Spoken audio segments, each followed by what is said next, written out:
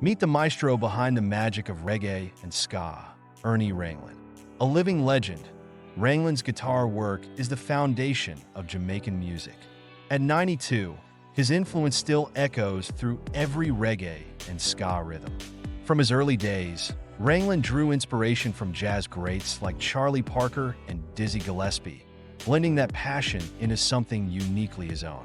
As part of bands like Val Bennett and Eric Deans, Ranglin traveled the world, fusing jazz, mento, and R&B into the unmistakable sound of ska and reggae. His signature guitar style can be heard on Millie Small's My Boy Lollipop, which brought Jamaican music to an international audience.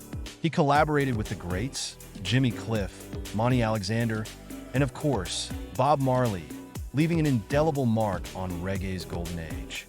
Ranglin's work on It Hurts to Be Alone with the Wailers and Stop That Train with Keith and Tex continues to inspire generations. Despite his monumental success, Ranglin remains humble, ever the quiet hero, dedicated to his craft and the soul of music. Ernie Ranglin, more than just a guitarist, he's the heartbeat of reggae. The next time you groove to a reggae beat, remember the man behind the magic. His rhythm lives on,